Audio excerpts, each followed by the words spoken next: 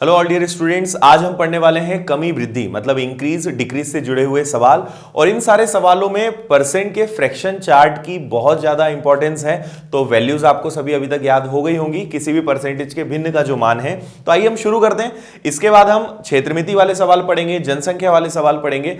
इन सभी सवालों में यही वाला कॉन्सेप्ट काम आने वाला है। तो आइए हमारा पहला क्वेश्चन देखते हैं। पहला क्वेश्चन है हमारा, किसी संख्या में 25% की वृद्धि की गई, फिर 16.66% की वृद्धि की गई, उस संख्या में कुल कितने प्रतिशत की वृद्धि होगी? A number is increase by 25% then 16.66%, find overall increase in that number. चलिए देखिए, सबसे पहले हम यहां पे देख लेते हैं कि फ्रैक्शन वैल्यूज क्या होती है। तो 25% की फ्रैक्शन वैल्यू होती है 1/4 और 16.66% की फ्रैक्शन वैल्यू होती है 1/6, 1/6। ये आप जानते हैं। अब हम यहां दो चीजें लिखते हैं। सबसे पहले हम लिखते हैं कि हमारा नंबर पहले क्या था और नंबर अब क्या बन गया है। ठीक है, पहले आपका नंबर क्या था और अब आपका नंबर क्या है, या इसको हम ओल्ड और न्यू कर देते हैं। ठीक है, 25% का मतलब क्या होगा, मैंने आपसे पहले भी बताया है पुरानी क्लासेस में, इंक्रीज और डिक्रीज आ जाए। जैसे 1/4 मतलब क्या होगा कि 4 पर 1 की वृद्धि, यदि वृद्धि हुई है तो 4 में 1 जुड़ेगा, कमी है तो 4 में से 1 घटेगा। तो देखिए, पहले यदि नंबर आपका पहले 25% की वृद्धि करिए, मतलब यदि नंबर पहले 4 था तो वो 1 बढ़कर क्या बन गया है 5, और इसमें भी इंक्रीमेंट है, वृद्धि है। तो यदि नंबर पहले 6 था तो अब वो बढ़कर क्या हो गया है 7। अब हमें इन दोनों का मल्टीप्लाई करना है। तो 6 और 4 का मल्टीप्लाई करा तो ये बन गया 24, 5 और 7 का मल्टीप्लाई करा तो ये बन गया 35। मतलब यदि आपका नंबर पहले 24 था तो आप यदि इन 2% का इंक्रीमेंट करोगे तो वो बन जाएगा 35। तो आप यहां पे देखिए, सबसे पहले कितने का डिफरेंस है, तो दोनों में डिफरेंस है 11 का, मतलब 11 की वृद्धि हुई है, 11 इंक्रीज हो गया है। अब यहां अगला हमें यह देखना होता है कि इंक्रीज या डिक्रीज जो भी हो वो हमेशा होगा पुराने, पहले जो था उस पर। तो 11 का इंक्रीमेंट हुआ है, 11 की वृद्धि हुई है 24 पर, और मल्टीप्लाई करेंगे हम 100 का। इसको आप आगे सॉल्व करोगे तो 4 से कैंसिल हो जाएगा 6 बार, 4 से कैंसिल हो जाएगा 25 बार, 25 और 11 का यदि हम मल्टीप्लाई करते हैं तो ये हो जाएगा 275 डिवाइडेड बाय 6, और यदि हम इसको 6 से डिवाइड करेंगे तो इसका आंसर जो आएगा 45.8% के आसपास आएगा। मतलब हमारे नंबर में टोटल 45.8% का इंक्रीमेंट हो जाएगा। एक जरूरी बात जो आपको यहां पे जाननी है, यदि क्योंकि ये दोनों इंक्रीज थे, दोनों प्रतिशत में वृद्धि थी, तो मैंने दोनों में एक एक बढ़ाया। यदि आपसे बोलते कमी, तो 4 पर 1 की कमी हो जाती तो यहां 3 लिख देते, 6 पर 1 की कमी हो जाती तो यहां पे 5 लिख देते। तो इंक्रीज है तो उतनी ही फ्रैक्शन वैल्यू बढ़ेगी, डिक्रीज है तो उतना ही माइनस होगा। आइए और हम इस टाइप का क्वेश्चन देखते हैं। नेक्स्ट हमारा क्वेश्चन है, किसी संख्या में पहले 12.5% की वृद्धि हुई, फिर 33 सही 1/3% की कमी की गई, कुल कमी या वृद्धि का प्रतिशत बताइए। ठीक है, तो देखिए हम यहां पे फिर फ्रैक्शन वैल्यूज बनाते हैं। आपको क्वेश्चन में दो फ्रैक्शंस, 2% दिए हुए हैं। पहला है 12.5%, तो 12.5% की फ्रैक्शन वैल्यू आपको पता ही होगी 1/8, और दूसरा है 33 1/3% जिसकी फ्रैक्शन वैल्यू होती है 1/3। क्योंकि इसको बढ़ाया है और इसको कम किया है, एक बार और हम क्वेश्चन में चेक कर लेते हैं। यस, इसको बढ़ाया है, इसको कम किया है। तो ये 8 था तो ये 1 बढ़कर हो जाएगा 9, लेकिन इसको कम किया है, मतलब यदि ये 3 था तो ये क्या हो जाएगा 2। आपने इन दोनों का गुणा किया तो ये आ गया 24, इन दोनों का गुणा किया तो ये आ गया 18। अब आप क्लियर देख सकते हो, आपका नंबर यदि पहले 24 था तो अब वो क्या बन गया है 18। तो आप यहां पे देखेंगे कितने की कमी आ गई है, तो यहां पे कमी आ गई है 6 की, और नीचे हमेशा जो ओल्ड वैल्यू होगी उसी को रखेंगे। तो नीचे रखेंगे 24, मल्टीप्लाई करेंगे 100 का, 6 से कैंसिल होगा 4 बार, और 100/4 क्या होता है, आंसर आ जाएगा आपका 25%। तो उस संख्या में 25% की कमी आ जाएगी, 25% की कमी, डिक्रीज। ओके, ये वाला क्वेश्चन भी क्लियर है। नेक्स्ट हम देख लेते हैं।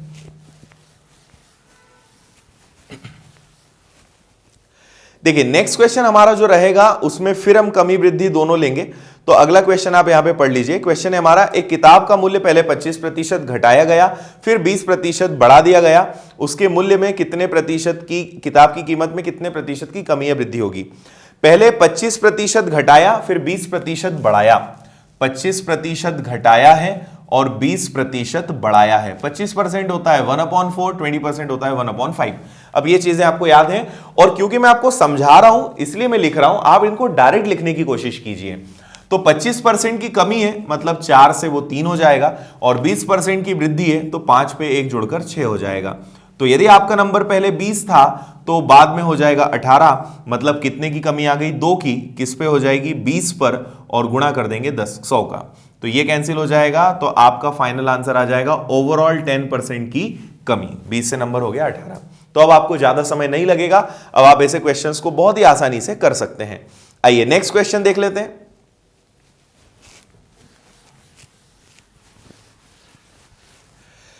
देखिए लगभग सारे क्वेश्चंस में हम बस यही करेंगे, फ्रैक्शंस में आप कन्वर्ट कर लोगे बड़ा आसान होगा। इसका एक और तरीका होता है, हम 100 लेकर कर सकते हैं बुक्स में, और कई अलग अलग लोग इसको फॉर्मूले से भी करते हैं, बट मैं आपको फॉर्मूले से करने का सजेशन बिल्कुल नहीं दूंगा, क्योंकि इसके 3 फॉर्मूले होते हैं, 3 कंडीशंस होती हैं, इंक्रीज वाली, मतलब वृद्धि वृद्धि, फिर कमी कमी, और वृद्धि और कमी दोनों। पर ये तीनों फॉर्मूले तब फेल हो जाते हैं जब 2 से ज्यादा परसेंटेज आ जाए। मैं आपसे कहूं कि पहले 10% का इंक्रीज हुआ, वृद्धि हुई, फिर 20% की कमी हुई, फिर 5% की वृद्धि हुई, अब आपके फॉर्मूले यहां पे फेल हो जाएंगे। तो बेटर कि हम ऐसा मेथड ही नहीं सीखें जहां पे फॉर्मूले का यूज है, हम डायरेक्ट करें। हर प्रकार का क्वेश्चन आप उससे कर सकते हो। आइए नेक्स्ट क्वेश्चन है हमारा, एक व्यक्ति का वेतन पहले 20% बढ़ा दिया जाता है, फिर 20% घटा दिया जाता है, उसके वेतन में कितने प्रतिशत का परिवर्तन हुआ। देखिए 20% पहले बढ़ाया, फिर 20% कम किया, 20% की फ्रैक्शन वैल्यू होती है 1/5। तो पहले उसका वेतन सैलरी 5 से 6 कर दिया, और बाद में फिर 5 से क्या कर दिया, 4। तो आप यहां देखेंगे 25, और यहां आप देखेंगे 24, एक की कमी हो गई है, नीचे रखेंगे 25 इंटू करेंगे 100 का, तो आपके क्वेश्चन का आंसर आ जाएगा 4% का डिक्रीज, मतलब उस व्यक्ति के वेतन में 4% की कमी हो जाएगी। ठीक है, अब मैं आपको इससे जुड़ी हुई एक बहुत अच्छी बात बता देता हूं। ये तो एक सिंपल सा क्वेश्चन था, एक और क्वेश्चन कर लेते हैं चलिए, फिर मैं आपको एक इसकी ट्रिक बताने वाला हूं। अगला हमारा सेम क्वेश्चन है, किसी कंपनी में मजदूरों की संख्या में 25% पहले बढ़ोतरी करी, फिर 25% प्रति व्यक्ति मजदूरी में 25% की कमी कर दी गई, मजदूरी में x% की गिरावट आ जाती है, x का मान ज्ञात कीजिए। देखिए पहले 25% बढ़ाया, फिर 25% कम किया, डायरेक्ट कर लेते हैं। 25% की फ्रैक्शन वैल्यू होती है 1/4, यदि नंबर 4 था तो वो 5 हो जाएगा, और बाद में कमी करिए तो 4 से 3 हो जाएगा। आप इसका मल्टीप्लिकेशन करेंगे 16, इसका मल्टीप्लिकेशन करेंगे 15, कितने की कमी है, 1 की, नीचे रखेंगे आप 16 और मल्टीप्लाई करेंगे 100 का। और इसको आगे यदि हम सॉल्व करते हैं, 4 से 4 बार कैंसिल हो जाएगा, 4 से 25 बार कैंसिल हो जाएगा, और 4 से यदि हम इसको सॉल्व करेंगे तो ये 6/1/4%, या इसको हम बोल सकते हैं 6.25%। तो ओवरऑल 6.25% की यहां पर कमी हो जाएगी। ओके, अब एक लॉजिक जो मैं आपको यहां पे बताना चाहता हूं, ये वाला क्वेश्चन है, उसके पहले वाला जो क्वेश्चन बताया ये आपको समझ में आ गया होगा। अब यहां पे एक सबसे खास चीज जिसका हमें ध्यान रखना है वो देखिए, कभी भी आपको यदि सेम परसेंटेज बोला है, मैं आपको एक स्पेशल कंडीशन बता रहा हूं, ध्यान रखिएगा, यदि परसेंटेज सेम है मतलब समान है, और एक बार इंक्रीज है और एक बार डिक्रीज है, तो ऐसे क्वेश्चंस का आंसर हमेशा कमी में आएगा, मतलब डिक्रीज में ही हमेशा आंसर आएगा। जैसे एग्जाम्पल के तौर पे हम देख लेते हैं, किसी संख्या में, जैसे जस्ट अभी हमने लिया था, किसी संख्या को पहले 20% बढ़ाया, फिर 20% कम किया, तो आप देख रहे हैं परसेंटेज सेम है, और एक को इंक्रीज करा है, एक को डिक्रीज करा है, मतलब आंसर कमी में ही आएगा, ये श्योर है। अब आप यहां पे एक छोटा सा फॉर्मूला यूज कर सकते हो, R²/100। ठीक है, तो 20 का स्क्वायर अपॉन में हो जाएगा 100, 20 का स्क्वायर होता है 400 अपॉन में 100, तो आपके क्वेश्चन का आंसर आएगा 4% की कमी। कमी तो फिक्स है, डिक्रीज तो आंसर आना ही है। और हम एग्जांपल ले लेते हैं, मैं कहूं कि किसी नंबर को पहले 30% इंक्रीज किया, फिर 30% डिक्रीज किया, तो आप 30 का स्क्वायर, 30 का वर्ग करोगे 900, 900 को 100 से भाग दोगे, आपका आंसर आ जाएगा 9%, 9% की कमी, डिक्रीज्ड बाय 9%। जस्ट हमने एक क्वेश्चन अभी लिया था, उसको देख लेते हैं। आपको एक क्वेश्चन दिया गया था कि किसी कंपनी में मजदूरों की संख्या 25% कम हुई, वेतन बढ़ा, जो भी था, आपको ये देखना है कि एक इंक्रीज है एक डिक्रीज है, इससे फर्क नहीं पड़ता कि पहले इंक्रीज हो बाद में डिक्रीज हो, पहले डिक्रीज बाद में इंक्रीज, कुछ भी हो, एक इंक्रीज एक डिक्रीज, एक कमी एक वृद्धि होना चाहिए, प्रतिशत सेम हो, आंसर हमेशा कमी में ही आएगा। तो 25 का वर्ग होता है 625 और 100 का भाग दोगे तो ये आ जाएगा और आपका आंसर आ जाएगा 6.25% की कमी। तो आप ये एक स्पेशल कंडीशन का यूज कर सकते हैं यदि परसेंट सेम है और एक कमी और एक वृद्धि में है। सेम ट्रिक आपको काम आने वाली है प्रॉफिट एंड लॉस में, लाभ हानि में। वहां भी एक क्वेश्चन आता है, एक व्यापारी दो वस्तुओं को समान विक्रय मूल्य पर बेचता है, एक पर 25% का लाभ लेता है, एक पे हानि, तो बताइए उसका ओवरऑल कितने प्रतिशत का लाभ या हानि, प्रॉफिट या लॉस रहा। तो आंसर आ जाएगा 6.25% का लॉस। कमी मतलब वहां पे क्या हो जाएगा, लॉस। तो हम प्रॉफिट एंड लॉस में इस चीज को फिर से समझेंगे, पर आप इसको याद रखिएगा। तो ये हमारे कुछ क्वेश्चंस हुए, आगे बढ़ते हैं अभी इंक्रीज डिक्रीज में और कुछ नई चीजें सीख लेते हैं। अगला एक हमारा क्वेश्चन है, एक संपत्ति का मूल्य प्रत्येक वर्ष 10% कम हो जाता है। यदि संपत्ति का वर्तमान मूल्य 8100 है तो 2 वर्ष पहले संपत्ति का मूल्य क्या था। ओके, देखिए हर साल 10% की कमी हो रही है, तो 10% की कमी होने का मतलब होता है 1/10। 1/10 होने का मतलब होता है 10 से 9 होना, और ऐसा 2 बार हुआ है तो 2 बार हम 10 और 9 लिख देंगे। मतलब यदि कोई चीज 100 थी तो वो कम होकर क्या बन जाएगी, 81। 100 से वो क्या बन जाएगी, 81। वर्तमान मूल्य 8100 है तो 2 वर्ष पहले का मूल्य क्या था। देखिए ये वर्तमान है और ये 2 वर्ष पूर्व की बात है, 2 वर्ष पहले की बात है।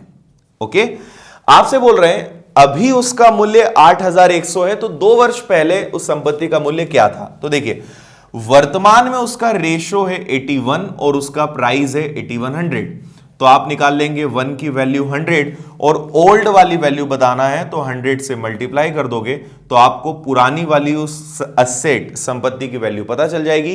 पहले उसकी प्राइस क्या थी, 10,000। ओके, तो ये हमने कर लिया। एक चीज आपको इसमें समझनी है कि क्वेश्चन कैसा भी हो, लैंग्वेज को समझना है, क्योंकि क्वेश्चन यदि आपसे इंक्रीज डिक्रीज में बोला है तो घूम फिर के वो होगा इसी तरीके से, पूछने के तरीके बदल सकते हैं, इस चीज का ध्यान रखें। आइए एक और बहुत अच्छा क्वेश्चन है, किसी औजार का मूल्य प्रतिवर्ष 20% घटता है तो 3 वर्ष के बाद उस औजार का मूल्य कितना कम होगा। ओके, देखिए मेन हमें देखना है कमी या वृद्धि कितने प्रतिशत की हो रही है। 20% घट जाता है। देखिए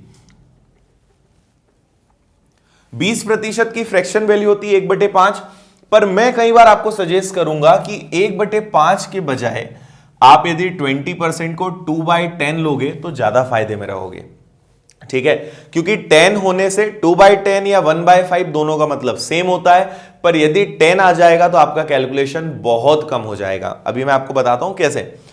हर साल उसका जो प्राइस है वो 20% कम हो रहा है। 20% कम होने का मतलब है कि यदि किसी चीज की वैल्यू 10 है, 2 कम हो जाएगी, 10 पे 2 कम होगी, इस बार 1 नहीं होगा, ऊपर जो लिखा होता है उसका हमें ध्यान रखना है। तो 2/10 मतलब 10 में 2 की कमी, तो 10 से 8, और ऐसा 3 साल होता है तो मैं यहां पे 3 बार लिख दूंगा।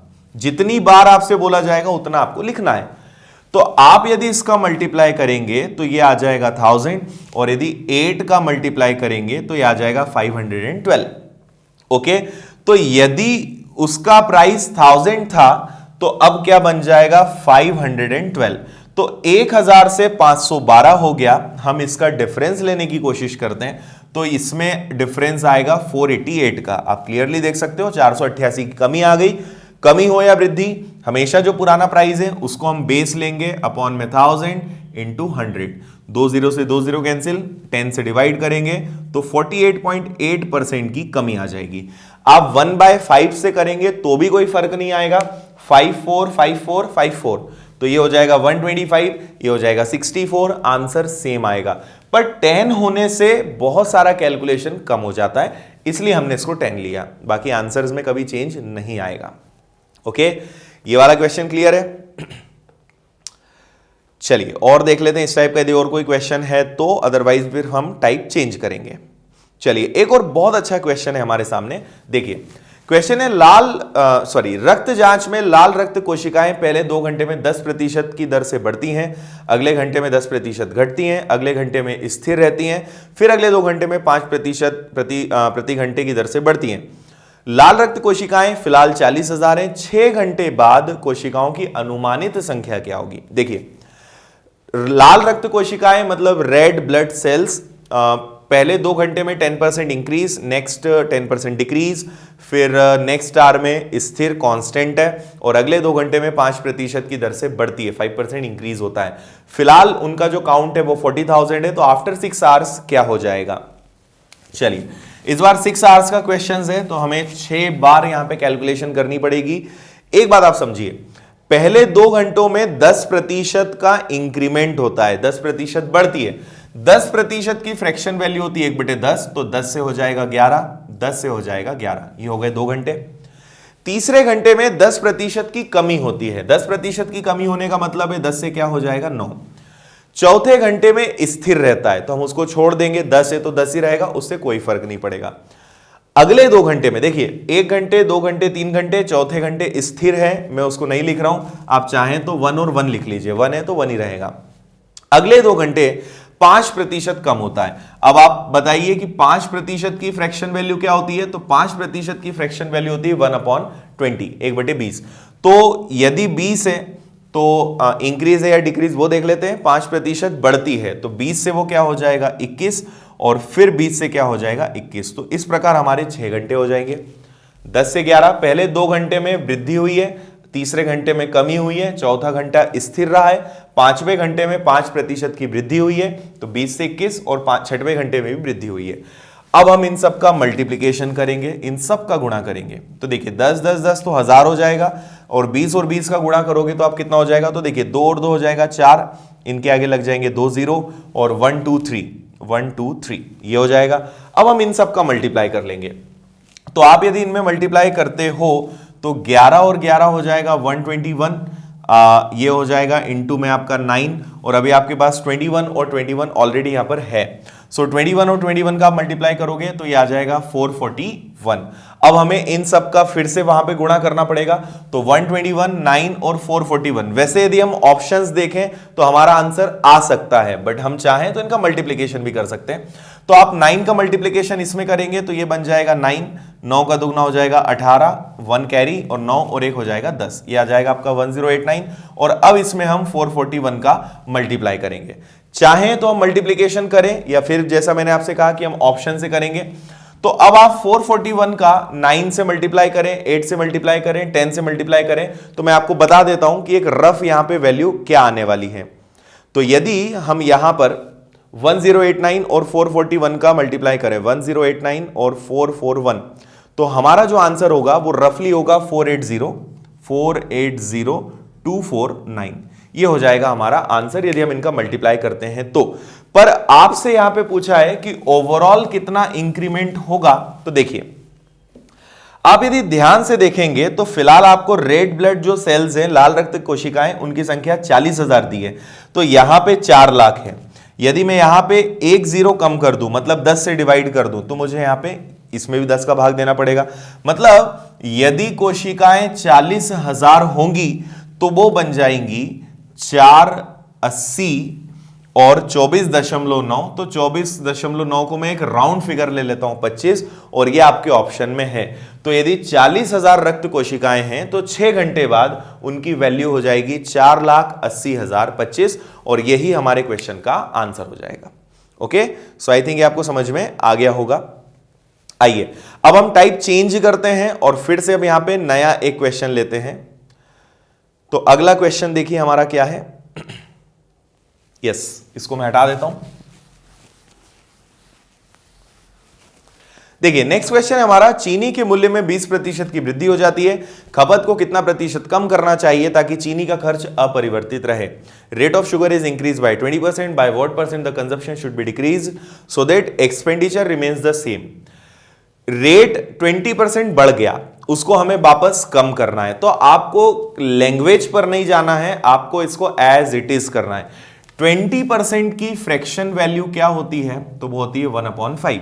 मतलब यदि रेट 5 था तो वो 6 हो गया, ठीक है। तो जब भी रेट बढ़ता है, पर रेट यदि बढ़ेगा तो हमें अपना खर्चा भी बढ़ाना पड़ेगा, पर यदि हमें अपना खर्चा नहीं बढ़ाना है तो हमें उसका खपत मतलब कंजप्शन कम करना पड़ेगा। तो रेट यदि 5 से 6 जा रहा है तो हमें इसको वापस पीछे लाना है, मतलब 6 को वापस क्या बनाना है 5। तो कितने की कमी करनी पड़ेगी? 1 की। अब 5 से 6 हो गया, 6 को 5 बनाना है, मतलब 6 से 5 पर आना है, 1 की कमी करना है किस पे? 6 पे, और गुणा करेंगे 100 का। यह ध्यान रखना है कि यहां पे इसको नहीं, आपको यह देखना है कि आप कहां से आ रहे हैं। 5 से 6 हो गया, 6 को वापस 5 बनाना है, तो 6 में 1 की कमी करना है, इसलिए नीचे लिखेंगे 1/6, और 1/6 का मतलब आपको पता ही है, इसका आंसर आता है 16.66%, या 2/3 हम बोलेंगे 16 2/3%। तो यदि रेट 20% बढ़ गया तो खपत आप 16.66% कम करेंगे, खर्चा सेम हो जाएगा। आइए एक और क्वेश्चन हम इसी टाइप का देख लेते हैं। पेट्रोल के भाव में 14 से 2/7% की वृद्धि हो जाने के कारण विद्यार्थी को खपत कितने प्रतिशत कम करना चाहिए, खर्च सेम रहे। देखिए क्वेश्चन की लैंग्वेज से हमें कोई मतलब नहीं है, हमें बस देखना है कि फ्रैक्शन हमें क्या दिया हुआ है, परसेंटेज क्या दिया हुआ है। तो आपको बोला है 14/2/7%, जिसका मतलब होता है 1/7।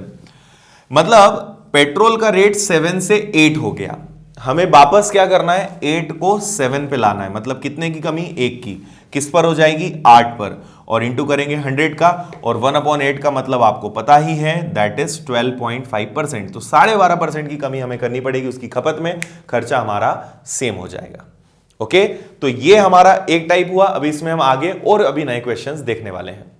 आइए आगे हम नए टाइप में फिर कुछ नए क्वेश्चंस देखते हैं। अगला हमारा क्वेश्चन है, दो संख्याएं एक तीसरी संख्या की तुलना में 30% और 37% कम है। दूसरी संख्या को पहली संख्या के बराबर करने के लिए उसे कितने प्रतिशत से बढ़ाना होगा? दो नंबर्स हैं जो थर्ड नंबर से रेस्पेक्टिवली 30% और 37% कम है। तो दूसरे नंबर को फर्स्ट के यदि इक्वल करना है तो कितना इंक्रीज करना पड़ेगा? देखिए हम यहां पर क्या करेंगे, 3 नंबर्स हैं तो इसको मैंने एक फर्स्ट बोल दिया, एक को सेकंड बोल दिया और एक को थर्ड बोल दिया। दोनों नंबर्स थर्ड नंबर पर डिपेंड है, तो मैं थर्ड नंबर को 100% मान लेता हूं कि सपोज तीसरा नंबर है 100%। पहला नंबर 30% कम है, तो 30% यदि कम है तो 100 में से 30 कम किया तो यह आ जाएगा 70, और दूसरा नंबर 37% कम है, तो 37 कम है तो 100 में से 37 माइनस किया तो यह आ जाएगा 63%। ओके, अब आप क्वेश्चन देखिए, दो नंबर्स तीसरे नंबर से 30% और 37% कम है, तो 100 में से 30 गया, 100 में से 37 गया। अब वो बोल रहे हैं दूसरे नंबर को पहले नंबर के बराबर बनाने के लिए कितना बढ़ाया जाए। तो दूसरा नंबर है 63, पहला नंबर है 70, मतलब इसको कितना बढ़ाना है? तो 7 बढ़ाना है, 7 बढ़ाना है, और इसको इसके बराबर करना है, मतलब इस पर इंक्रीमेंट करना है। तो नीचे आएगा 63, मल्टीप्लाई करेंगे 100 से, 7 से कैंसिल होगा 9 बार, और 100/9 आपको याद हो गया होगा अब तक 11 1/9%। तो हमारा आंसर आ जाएगा 11 से 1/9% की वृद्धि करना पड़ेगी यदि दूसरे नंबर को फर्स्ट नंबर के इक्वल करना है तो। ओके, एक और क्वेश्चन देख लेते हैं हम इसी टाइप का।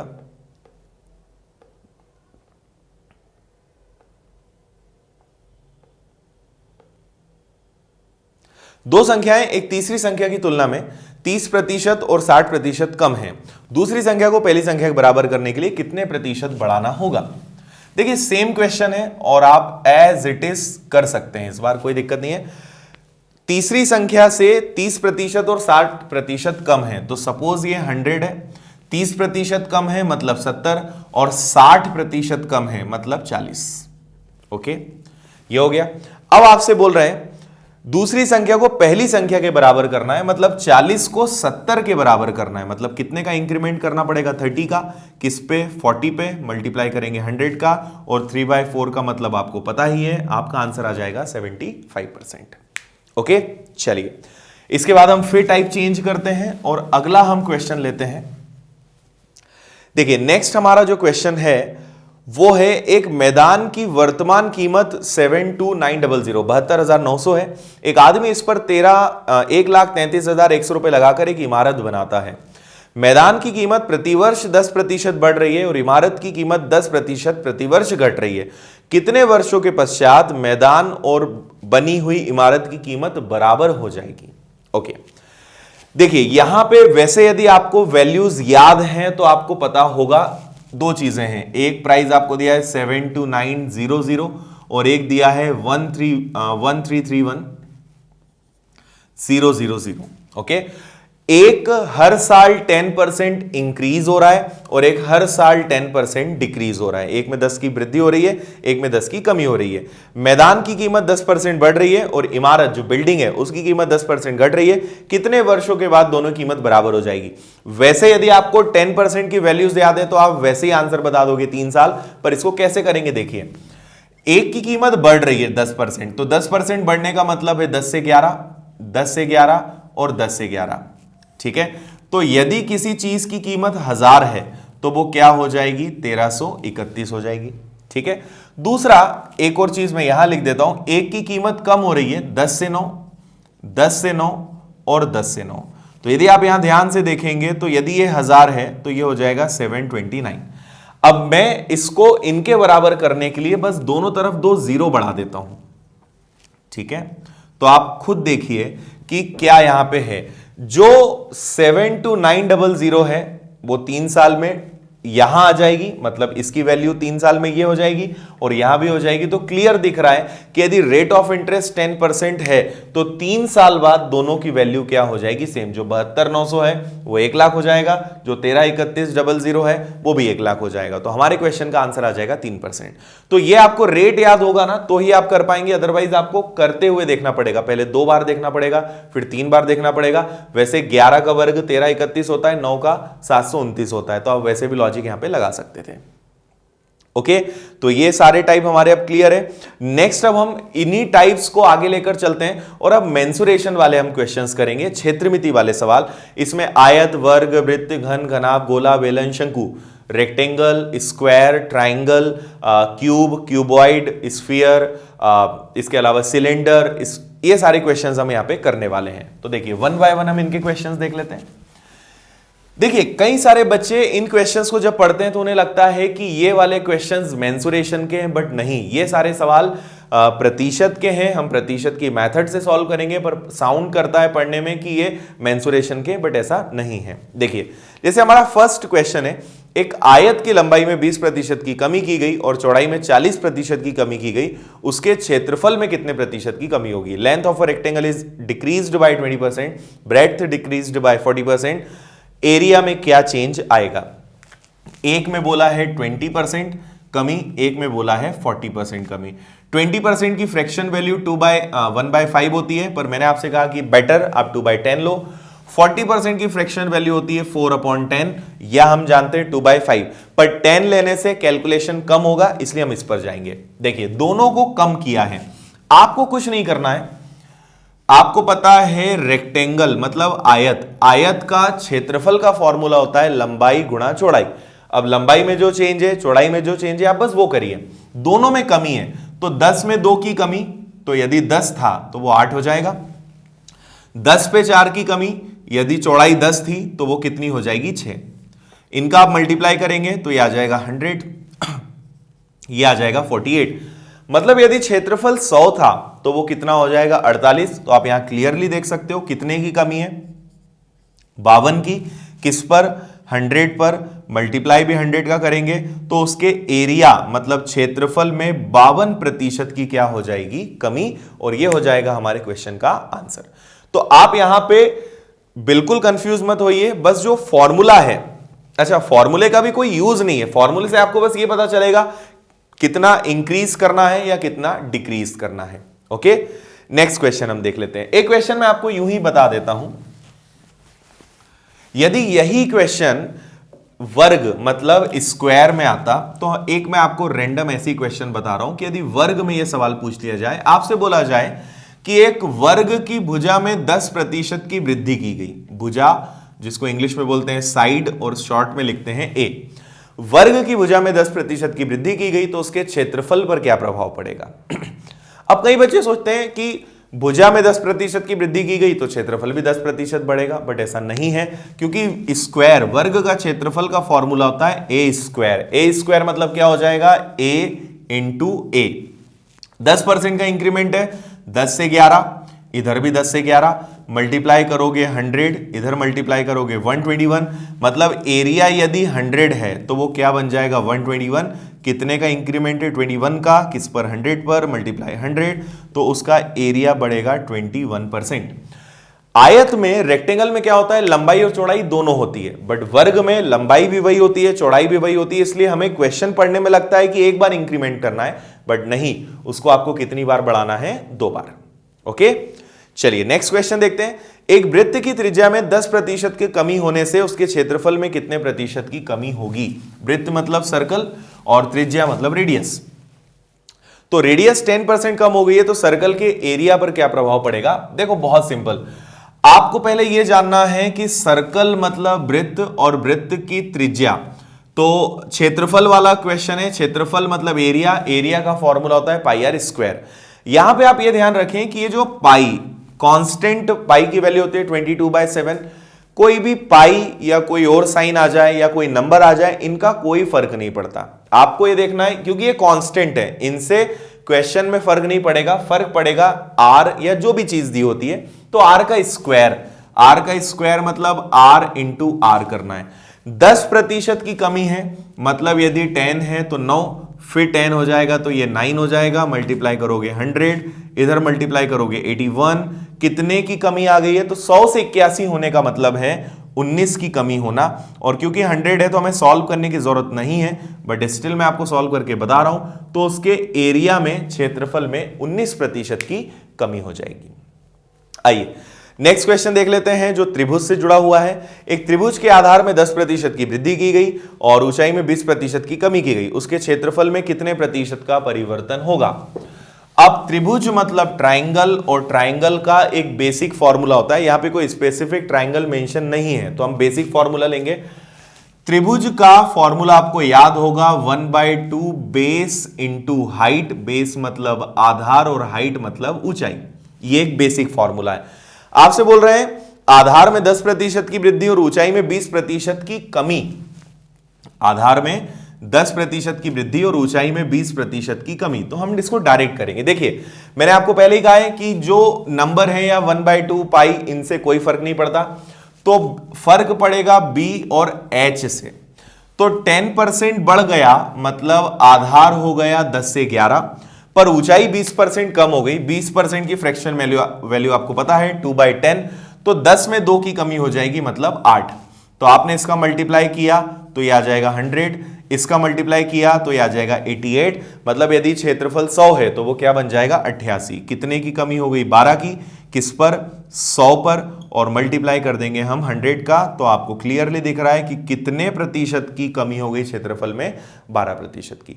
मैं आपको बस एक ही चीज बताना चाह रहा हूं कि फॉर्मूले की यहां पे कोई नीड नहीं है, आप ये सब चीजें मन में कर सकते हो, पर आप कैसे याद रखोगे तो वो फॉर्मूले से आपको पता चलेगा कि हमें कब क्या कितनी बार इंक्रीज करना है, इसकी आगे और हमें जरूरत पड़ेगी। नेक्स्ट क्वेश्चन हम देख लेते हैं। हालांकि आयत का मैंने क्वेश्चन आपको करवाया, पर एक और थोड़ा सा हम हार्ड क्वेश्चन ले लेते हैं।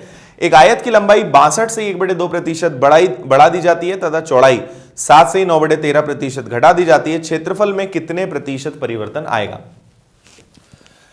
देखिए आयत का फॉर्मूला होता है L इंटू बी, लंबाई गुणा चौड़ाई, पर यहां उससे ज्यादा जरूरी चीज जो है वो हमारे सामने ये है 62 1/2% और 7 9/13%।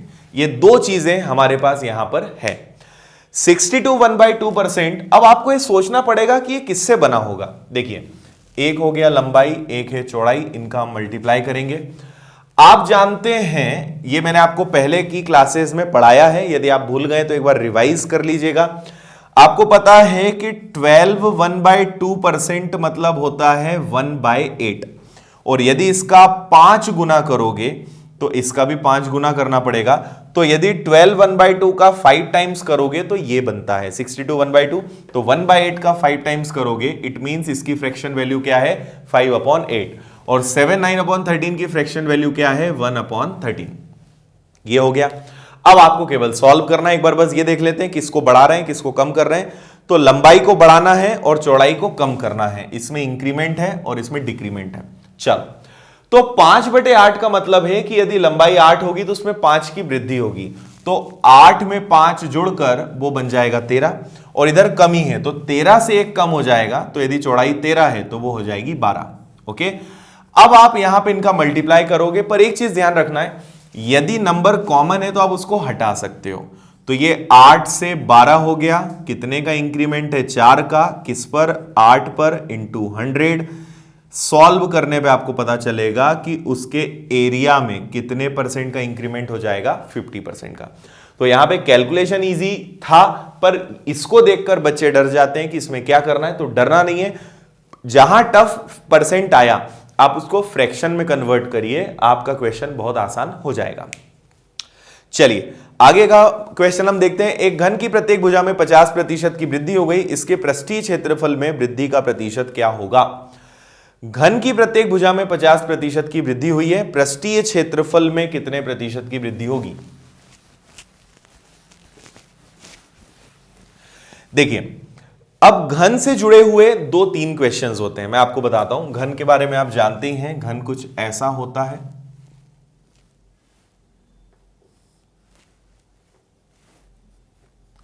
अब यहां पे सबसे पहली चीज, इसकी लंबाई, चौड़ाई और ऊंचाई सभी बराबर होती है क्यूब की।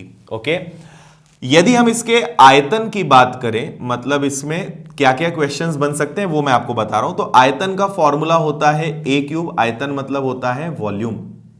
एक बात ये हो गई। दूसरा, यहां पे एक चीज हो सकती है, संपूर्ण पृष्ठ का क्षेत्रफल, संपूर्ण पृष्ठ का क्षेत्रफल, और इसको हम इंग्लिश में बोलते हैं टोटल सरफेस एरिया। ठीक है, और इसका फॉर्मूला होता है टोटल सरफेस एरिया, इसका फॉर्मूला होगा 6 इंटू ए स्क्वायर। ठीक है, 6 गुणा भुजा का वर्ग, टोटल सरफेस जो है इसके वो हो जाएगा। तो यदि आपसे वॉल्यूम बोला है, आयतन बोला है, तो आप 3 बार इंक्रीमेंट करोगे, और यदि संपूर्ण पृष्ठ बोला है तो आप 2 बार इंक्रीमेंट करोगे। अब यहां पे आपको जो परसेंटेज दिया हुआ है वो 50% है। 50% की फ्रैक्शन वैल्यू आपको पता है वो होती है 1/2। तो यदि 2 था तो वो 3 हो जाएगा, फिर 2 था तो वो 3 हो जाएगा। मतलब यदि 4 है तो वो क्या बन जाएगा? वो 9 बन जाएगा। कितने का इंक्रीमेंट है? 5 का, किस पर हो जाएगा? 4 पर, मल्टीप्लाई करोगे 100 का, और 5/4 का मतलब होता है 125। तो उसके एरिया में 125% की वृद्धि हो जाएगी। ये हमारे इस क्वेश्चन का आंसर होगा। आइए नेक्स्ट क्वेश्चन देखते हैं। एक गोले की त्रिज्या 10% बढ़ा दी जाए तो उसका आयतन कितना प्रतिशत बढ़ जाएगा? Radius of A sphere is increase bye 10%, by what percent its volume will increase? चलिए, अब गोले की बात चल रही है, मतलब स्फीयर की बात चल रही है, तो आपको स्फीयर मतलब गोले का फॉर्मूला याद होना चाहिए। तो गोला आप जानते हैं, देखिए गोला और वृत्त दोनों अलग अलग चीजें हैं। गोला मतलब स्फीयर, और ये होता है सॉलिड, और इसके वॉल्यूम का, आयतन का जो फॉर्मूला है वो आपको याद होना चाहिए, वो होता है 4/3 पाई आर क्यूब। ओके, अब आप यहां पे देखिए, तो 4/3 और पाई हमारे किसी काम का नहीं है, बचता है केवल आर क्यूब। आर क्यूब का मतलब होगा कि रेडियस, त्रिज्या जो है वो कितनी बार बढ़ाना पड़ेगी? 3 बार। तो रेट ऑफ इंटरेस्ट आपको, सॉरी रेट जो आपको दिया है वो 10% दिया है, तो 10% है मतलब 10 से 11, फिर हो जाएगा 10 से 11, और फिर हो जाएगा 10 से 11। इनका मल्टीप्लाई करोगे तो ये बनेगा 1000, इनका मल्टीप्लाई करोगे तो बनेगा 1331। टोटल 331 का इंक्रीमेंट किस पर?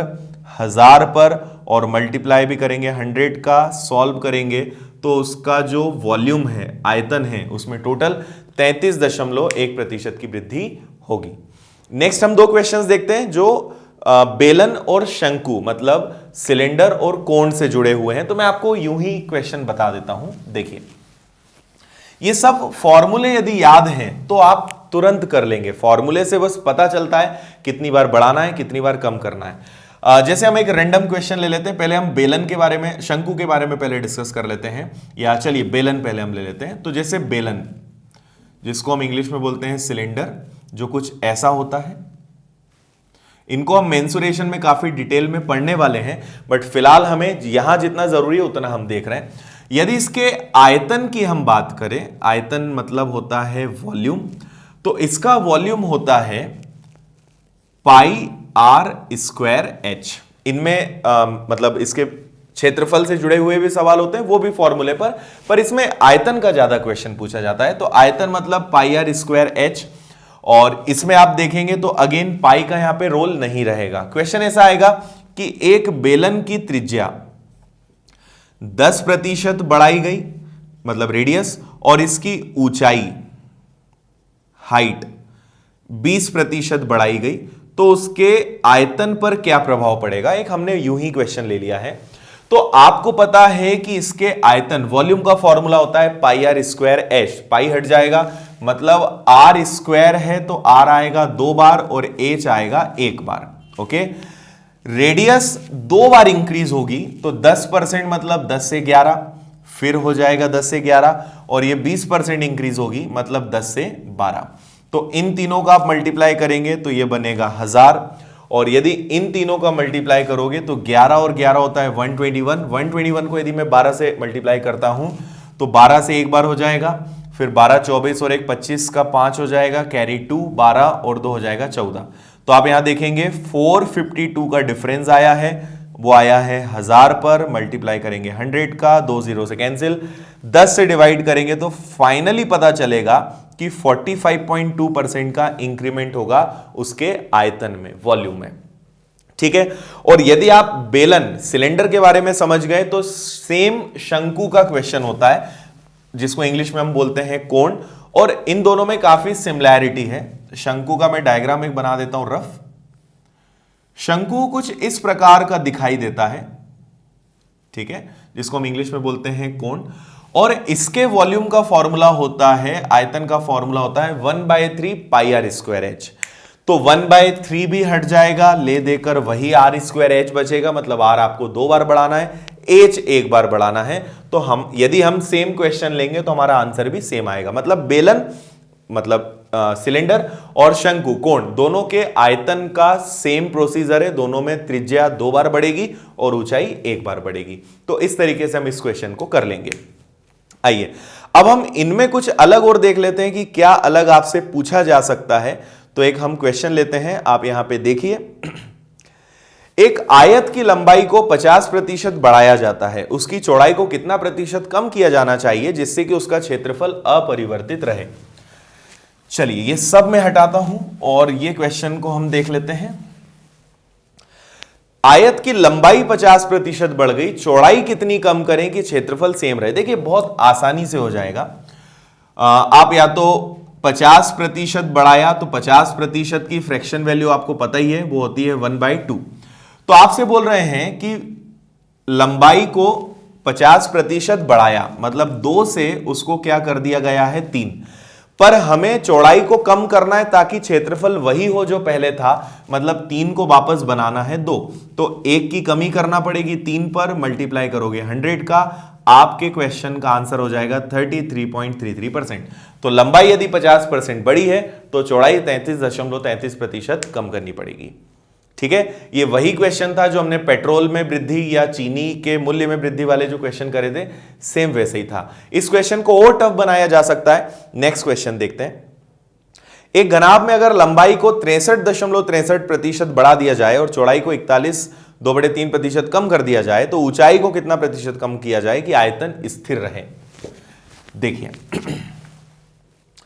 इसमें मेन आपको यह देखना होता है कि जो आयतन है वो सेम होना चाहिए, पर यहां पे हमारे पास पहली समस्या है 63.63%। ओके, आपको पता होगा कि 9.09% किसका होता है, 1/11 का होता है, 1/11 का होता है।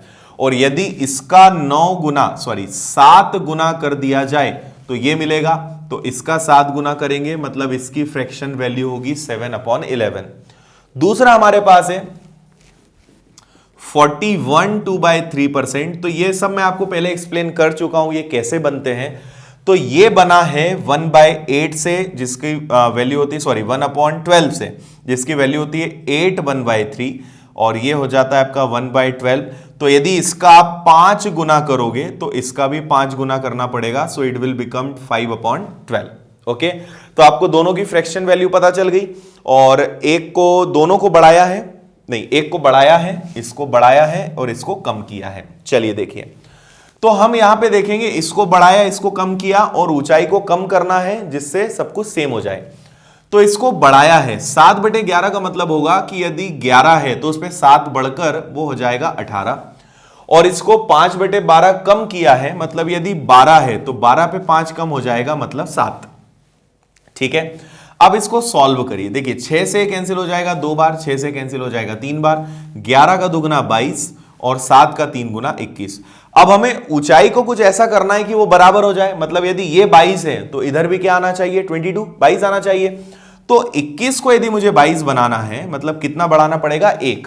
किस पे बढ़ाना पड़ेगा 21 पर, इंटू करेंगे हम 100 का, और यदि आप इसको सॉल्व करते हो तो अराउंड 4.76% के आसपास का आंसर आएगा। मतलब इतना हमें ऊंचाई को कम करना है जिससे जो आयतन है वो सेम हो जाएगा।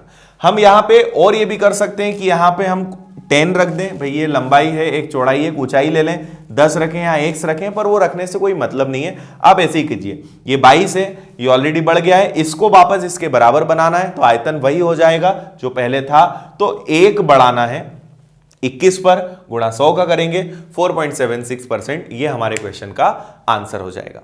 तो ये थे हमारे मेंसुरेशन क्षेत्रमिति से जुड़े हुए सवाल, और आपको प्रैक्टिस के लिए कई सारे क्वेश्चंस पीडीएफ में मिलेंगे।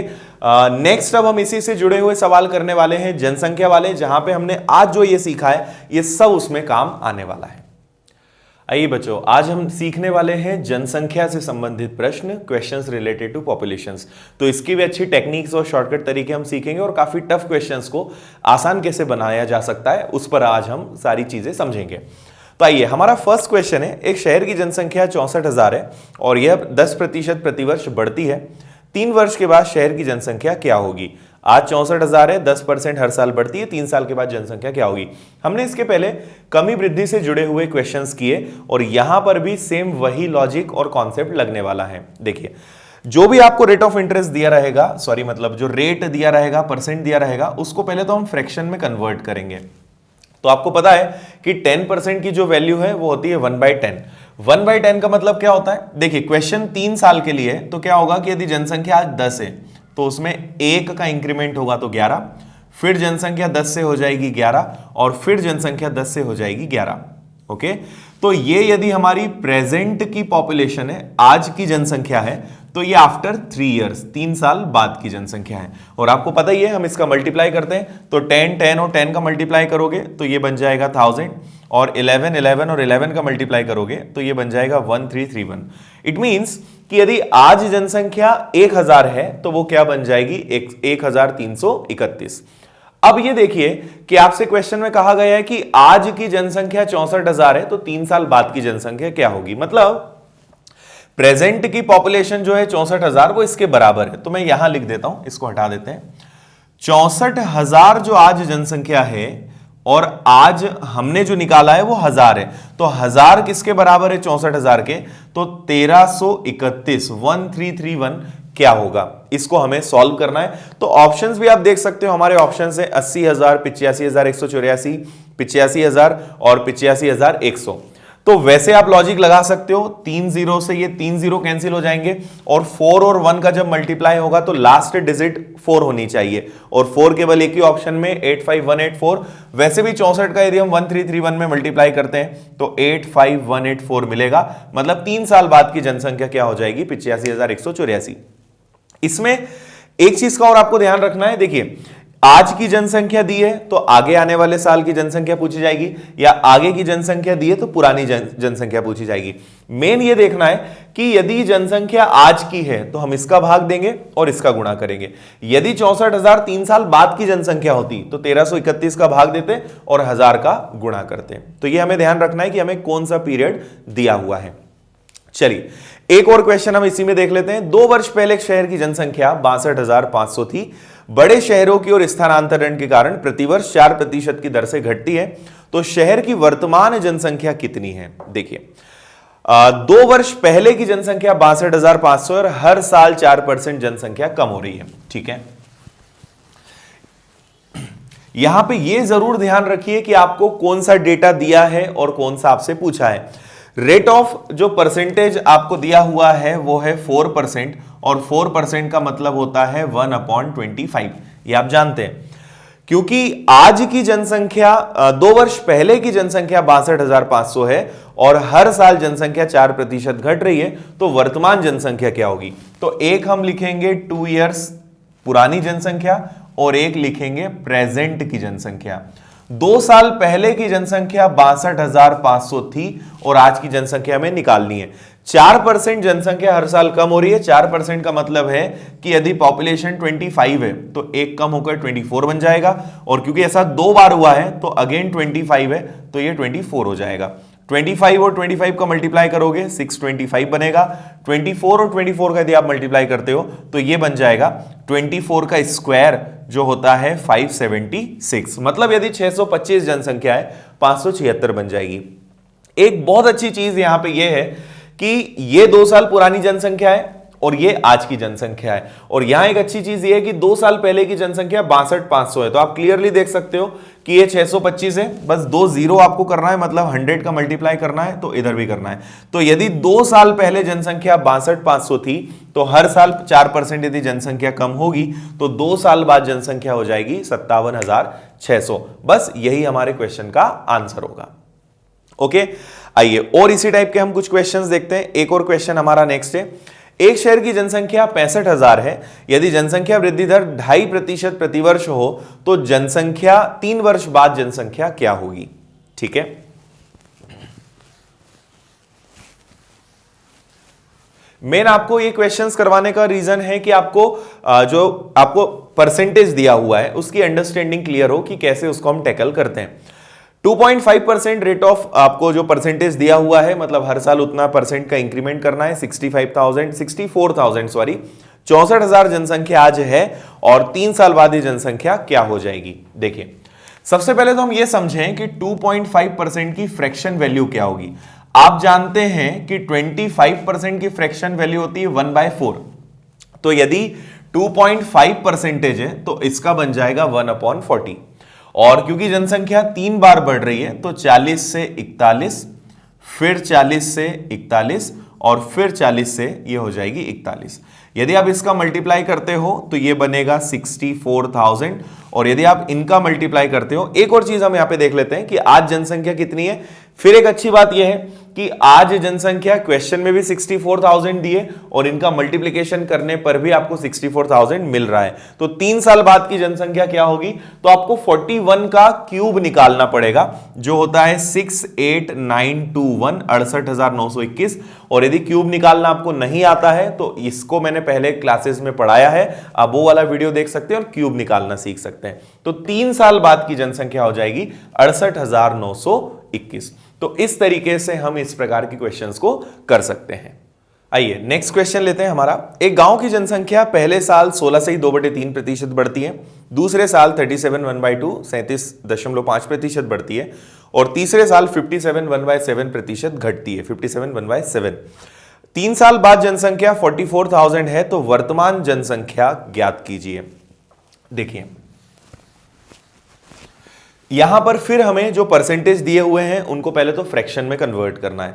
तो 16 2/3% का मतलब आप जानते ही हैं, 16 2/3% का मतलब होता है 1/6।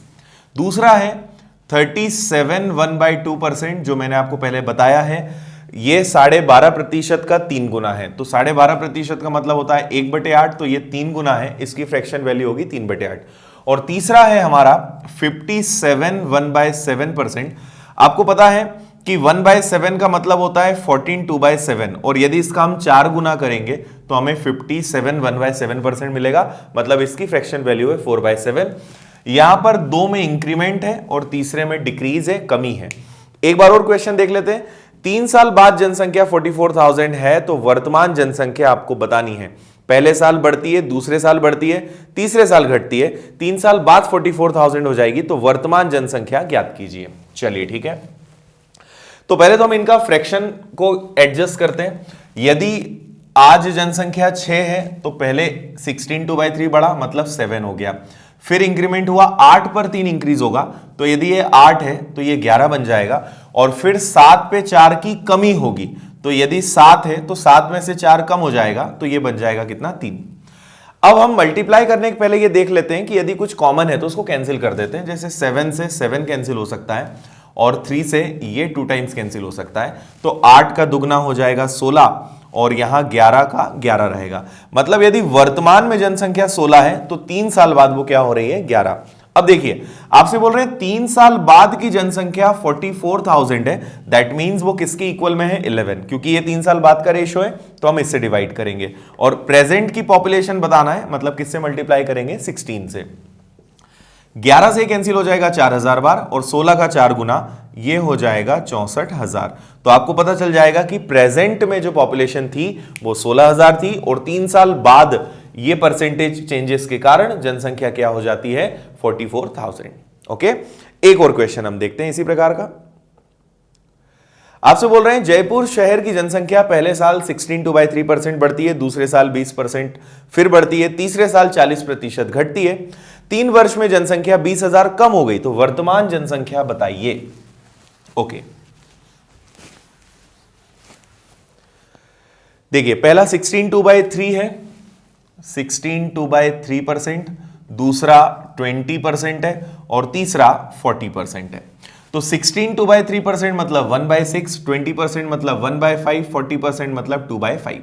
ओके, अब ये और देख लें कि कौन सा इंक्रीज है कौन सा डिक्रीज है। तो 2 बार बढ़ा है, तीसरे साल कम हुआ है, ये दोनों इंक्रीज में है, ये डिक्रीज में है। ठीक है, तो 1/6 मतलब 6 से 1 बढ़कर 7 हो जाएगा, 1/5 मतलब 5 से 6 हो जाएगा, 2/5 कम हो रहा है मतलब 5 से 2 कम होकर ये बन जाएगा 3। अब पहले तो हम देख लें कॉमन क्या क्या है यहां पर। तो 6 से ये 6 कैंसिल हो सकता है, इसके अलावा अब कुछ भी कैंसिल नहीं होगा। तो यदि 25 पॉपुलेशन थी तो वो क्या हो गई 3 साल बाद 21।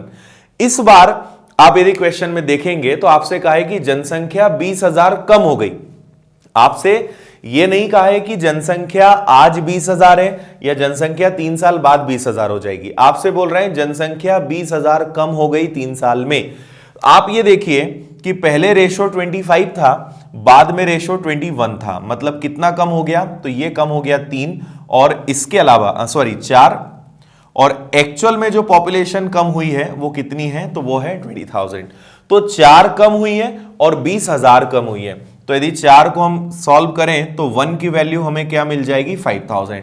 अब ये देख लेते हैं कि आपसे पूछा क्या है। आपसे पूछा है वर्तमान जनसंख्या बताइए। देखिए ये पहले की जनसंख्या है और ये 3 साल बाद की जनसंख्या है, मतलब कम होने के बाद। तो आप 5,000 का गुणा यदि 25 में कर देंगे तो पहले जनसंख्या 1,25,000 थी और 21 का 5 गुना कर देंगे तो 21 इंटू 5, तो 21 का 5 गुना होता है 105। मतलब आज जनसंख्या कम होने के बाद 1,05,000 हो चुकी है और यही हमारे क्वेश्चन का आंसर हो जाएगा। ओके, आगे बढ़ते हैं। फिर इसके बाद एक अलग टाइप अब इसमें देखेंगे जो आपके लिए फिर एक काफी इंटरेस्टिंग रहेगा और काफी ट्रिकी रहेगा। नेक्स्ट क्वेश्चन है हमारा, एक शहर की जनसंख्या 8,000 थी, एक वर्ष में पुरुषों की संख्या 10% और महिलाओं की संख्या 8% बढ़ जाती है, लेकिन कुल जनसंख्या 9% बढ़ती है। शहर में पुरुषों की संख्या क्या थी? अभी तक हमने जो क्वेश्चंस किए उसमें इंक्रीज डिक्रीज हो रहा था, उसमें मेल फीमेल ऐसा कुछ नहीं था। अब इस बार क्वेश्चन थोड़ा सा अलग है, तो आइए इसकी ट्रिक हम सीख लेते हैं।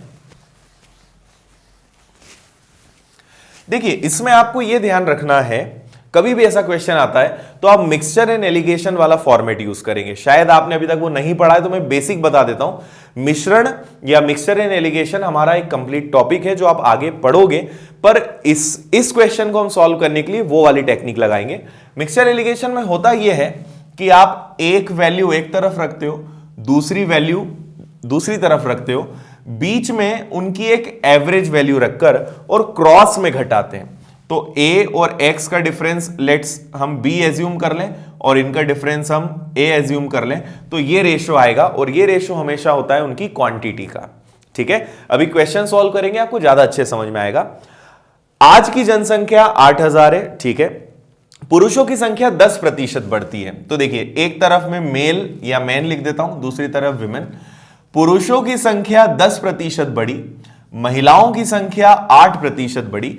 एक तरफ पुरुष एक तरफ महिलाएं, और बीच में क्या रखेंगे, तो बीच में रखेंगे ओवरऑल जनसंख्या कितने प्रतिशत बढ़ी, तो वो आ जाएगा 9। इसमें महिला पुरुष दोनों शामिल है। अब हम क्रॉस में घटाते हैं तो इधर भी डिफरेंस 1 का आ रहा है और इधर भी डिफरेंस 1 का आ रहा है। और ये जो रेशो होता है ये हमेशा प्रेजेंट वर्तमान की जनसंख्या का होता है, मेन और विमेन का। अब आप देखिए कि टोटल जनसंख्या आज कितनी है, तो वो 8000 है। 8000 को 1 और 1 के अनुपात में बांटेंगे, मतलब दोनों इक्वल होना है। मतलब उस शहर में 4000 पुरुष हैं और 4000 महिलाएं हैं।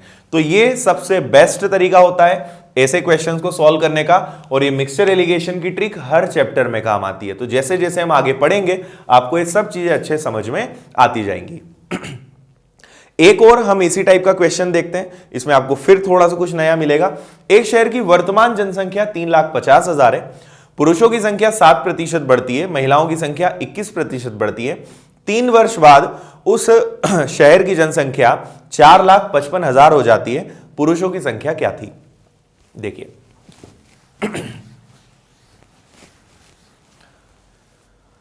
आपसे कहा है पुरुषों की संख्या, पहले हम लिख लेते हैं जो जो हमें पता है। पुरुषों की संख्या 7% बढ़ी, महिलाओं की संख्या 21% बढ़ी। लेकिन इस बार समस्या यह है कि ओवरऑल कितनी जनसंख्या बढ़ी उसके बारे में कुछ भी नहीं कहा गया है। पर आपसे एक बात कही गई है कि आज जनसंख्या 3,50,000 है और बाद में 4,55,000 हो जाती है। देखिए यदि जनसंख्या 3,50,000 है तो वो बन जाती है 4,55,000। तो आप सबसे पहले देखिए इस बार हमें ये जो एवरेज वैल्यू है ये नहीं दी गई है, ये आपको निकालना पड़ेगा, कैलकुलेट करना पड़ेगा। तो ये पिछले क्वेश्चन से थोड़ा सा कैलकुलेटिव क्वेश्चन हो गया।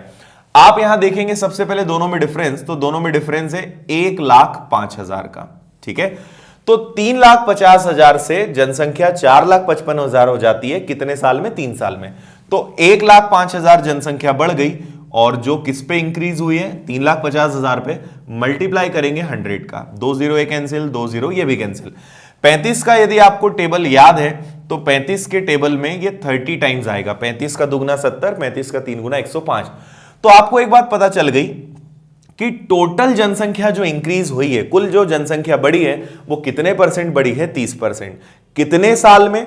ये भी ध्यान रखना जरूरी है। देखिए हम 30 को उठा के यहां नहीं रख सकते क्योंकि ये 7% पर एनम है, प्रति वर्ष है। 21% प्रति वर्ष है और 30% 3 साल का इंक्रीमेंट है। तो आप 30 को नहीं रख सकते, आप 3 से डिवाइड कीजिए तो आपको पता चलेगा कि ओवरऑल जो ग्रोथ हो रही है पॉपुलेशन की वो 10% हर साल की है, ठीक है। या तो आप इन्हें भी 3 गुना करिए तो 30 रख सकते हैं, या ये 1 साल का डेटा है, ये 1 साल का डेटा है तो ये भी 1 साल का होना चाहिए, तो आप बीच में 10% रख सकते हैं। अब आप इसको कर लीजिए सॉल्व, क्योंकि 3 साल में जनसंख्या 30% बढ़ी है, मतलब हर साल जनसंख्या कितनी बढ़ रही है? 10। तो 7 और 10 का डिफरेंस यदि हम लेंगे तो यह आएगा 3। 21 और 10 का डिफरेंस लेंगे तो यह आएगा 11। ओके, अब आप ये देखिए कि टोटल पॉपुलेशन कितनी है, तो टोटल पॉपुलेशन है 3,50,000। इसको इस रेशो में डिवाइड करेंगे तो 11 और 3 कितना हो जाएगा? 14। अब हम 1 की वैल्यू निकालेंगे तो 7 से डिवाइड करेंगे, 7 का दुगना और 7 का 5 गुना, ये हो जाएगा। और 2 से और डिवाइड कर देंगे तो ये और कैंसिल होने के बाद आ जाएगा 25,000। अब आप 25,000 का मल्टीप्लाई जिसमें करेंगे वो आपको मिल जाएगा। तो 25,000 का मल्टीप्लाई यदि मैं 11 में कर देता हूं तो मुझे मिल जाएगा 275,000। तो पुरुषों की संख्या कितनी थी? 2,75,000। और यदि इसका गुना 3 में कर देंगे तो महिलाओं की संख्या कितनी थी? तो 75,000, 75,000। ओके, तो ये हो जाएगा हमारे क्वेश्चन का आंसर। हालांकि हमसे पूछा गया है पुरुषों की संख्या कितनी है, तो वो हो जाएगा 2,75,000। ठीक है, एक और क्वेश्चन देखते हैं। अभी आपने पहले वाले में सीखा था कि सब कुछ दिया हुआ था, केवल आपने क्रॉस किया, रेशो निकाला। इस क्वेश्चन में आपने सीखा कि यदि एवरेज वैल्यू नहीं दी जाए तो कैसे निकालना है। नेक्स्ट क्वेश्चन इससे भी थोड़ा सा और टफ होने वाला है, तो उसको और हम देख लेते हैं। देखिए नेक्स्ट क्वेश्चन है हमारा, एक गांव की जनसंख्या 9,800 थी। एक वर्ष में पुरुषों की संख्या 8% और महिलाओं की संख्या में 5% की वृद्धि हुई। गांव की जनसंख्या 10,458 हो जाती है। वृद्धि से पूर्व गांव में पुरुषों की संख्या क्या थी?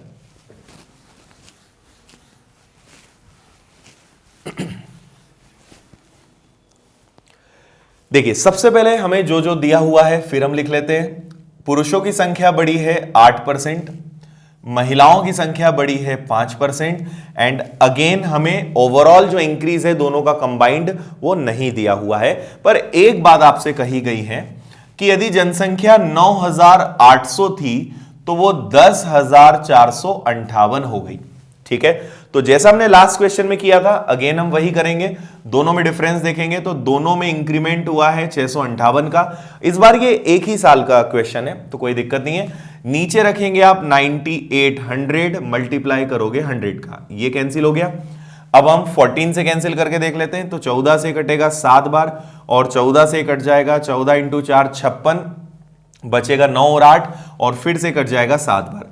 अब ये इससे ज्यादा कैंसिल होने वाला नहीं है, तो इंक्रीमेंट जो कंबाइंड है वो 47/7 है। अब एक छोटी सी बात मैं आपको बता दूं, कभी भी ऐसे केस में आपको पॉइंट में आंसर नहीं लाना है। पॉइंट में आंसर तभी लाना है जब वो एग्जैक्ट कैंसिल हो रहा हो, और यदि आपको लग रहा है कि ये कैंसिल नहीं होगा, इनफाइनाइट होगा, अनंत तक जाएगा, कभी भी गलती मत करिए पॉइंट में लाने की, उसको फ्रैक्शन में रहने दीजिए। तो 47/7 हो गया। अब आप यहां पे जो नया सीखने वाले हैं वो क्या रहेगा, ओवरऑल इंक्रीमेंट जो हुआ है वो 47/7 है, पर अब प्रॉब्लम यह है कि इनको माइनस कैसे करें। तो देखिए हमेशा ध्यान रखिए, नीचे जो नंबर है उसका मल्टीप्लाई सब में कर दीजिए। नीचे है 7 तो यहां 7 का मल्टीप्लाई करिए, यहां भी 7 का मल्टीप्लाई कीजिए और इसमें भी 7 का कर दीजिए, तो आपका क्वेश्चन एकदम इजी हो जाएगा। देखिए 8 और 7 का मल्टीप्लाई करेंगे 56, 5 और 7 का मल्टीप्लाई करेंगे 35 और यहां 7 से 7 कैंसिल हो जाएगा, तो अब आपका रेशियो एकदम इजी हो जाएगा।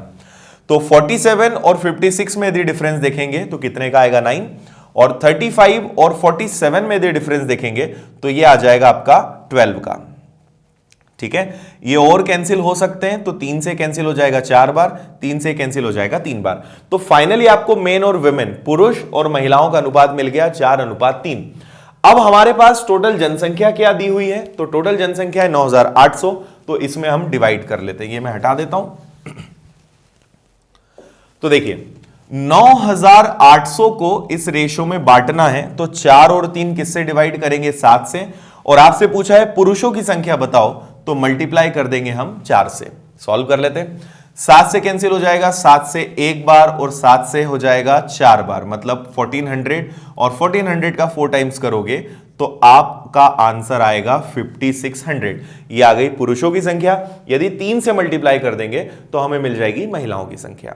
तो यहां पे आपने नया क्या सीखा कि यदि इस टाइप से फ्रैक्शन आ जाए, भिन्न आ जाए, नीचे जो नंबर है उसका मल्टीप्लाई सब में कर दो। नीचे 11 आ जाए तो 11 का गुणा सभी में कर दीजिए। अल्टीमेटली आपको इस नंबर और यहां वही नंबर रख के कैंसिल करना है, पर क्योंकि आप इसमें मल्टीप्लाई करोगे तो सभी में करना पड़ेगा, नंबर कैंसिल हो जाएगा। आप इजीली रेशो बना सकते हैं और ये हर जगह एप्लीकेबल है, हर जगह ये तरीका आपको काम आने वाला है। ओके, तो ये हमने कुछ अभी 2-3 टाइप्स किए।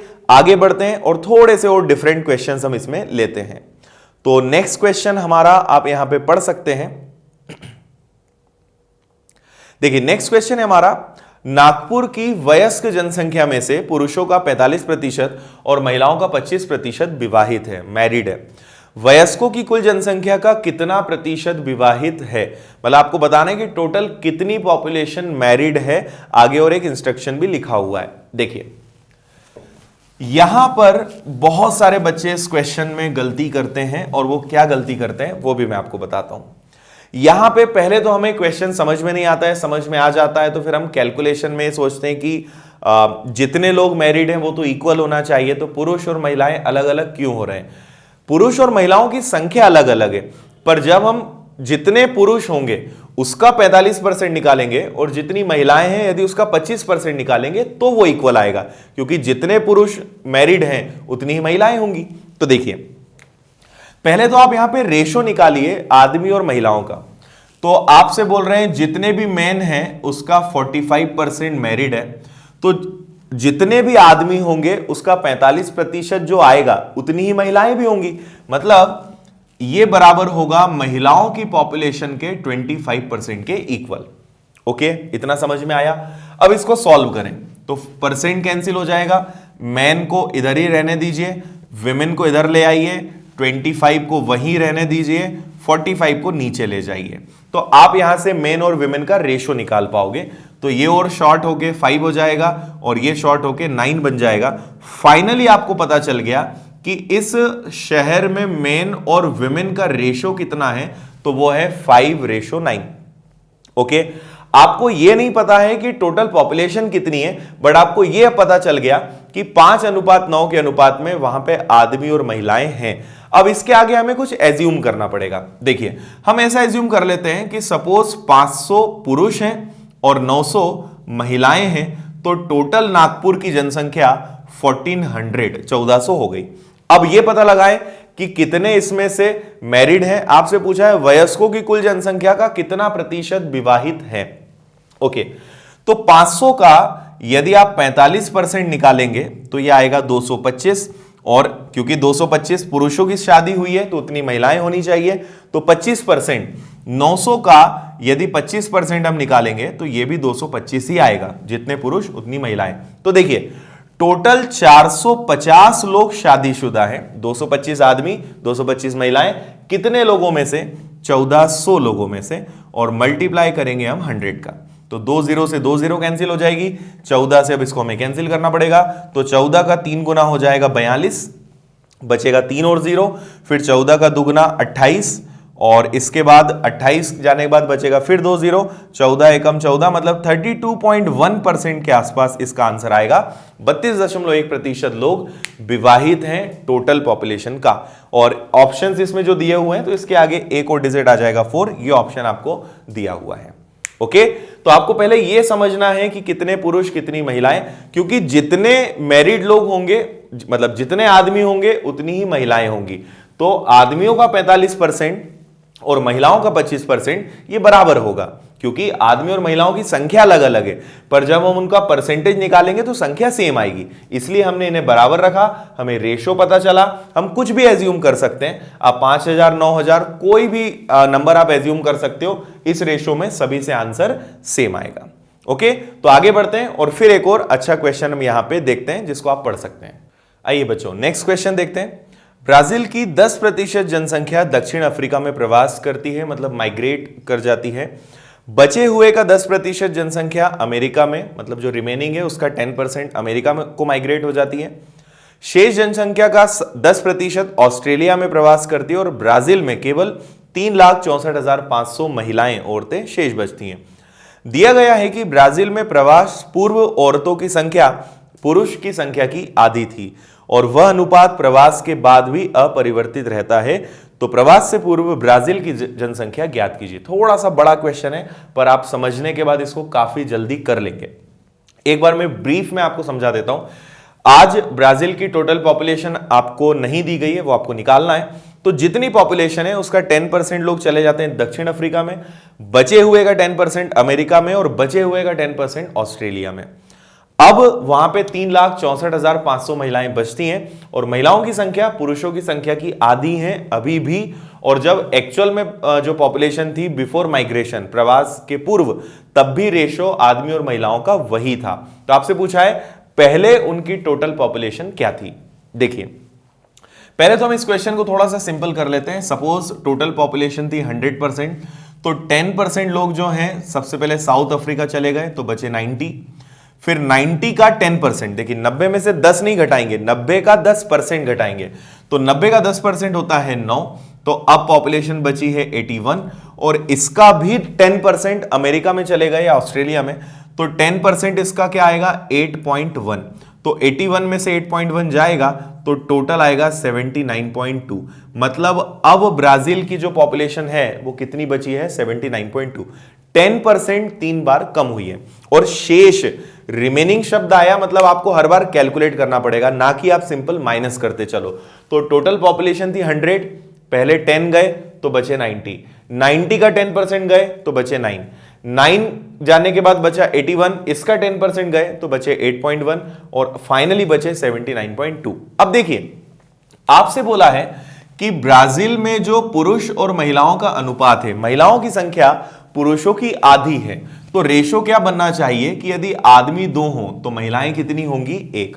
और ये रेशो आज भी वही है और पहले भी वही था। तो इससे हमारा क्वेश्चन एकदम इजी हो गया कि आदमियों की संख्या हमेशा महिलाओं से दुगनी है, या महिलाओं की संख्या आदमियों की आधी है। तो देखिए, आपसे बोल रहे हैं महिलाओं की संख्या फिलहाल 3,64,500 है, ओके, तो आदमियों की संख्या तो इससे डबल होगी, तो 3,64,500 का यदि हम डबल करें तो 36 का दुगना हो जाएगा 72 और 4500 का दुगना हो जाएगा 9,000। मतलब आदमियों की संख्या और महिलाओं की संख्या ये अभी की है, ठीक है, माइग्रेशन के बाद, चले जाने के बाद। तो आज 3,64,500 महिलाएं हैं, 3,64,500, और इसका डबल 7,29,000 पुरुष हैं। अब इन दोनों को यदि मैं प्लस कर दूं तो ये टोटल पॉपुलेशन होगी जो किसके बराबर होगी, इसके।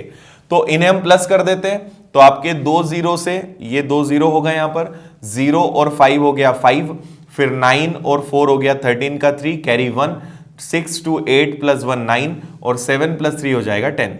टोटल पॉपुलेशन आदमी और महिलाओं का यदि हम टोटल करेंगे तो वो आ रहा है 10,93,500। ये जनसंख्या माइग्रेशन के बाद की, प्रवास के बाद की है, जो अपने आप में कितना परसेंट है, 72.9।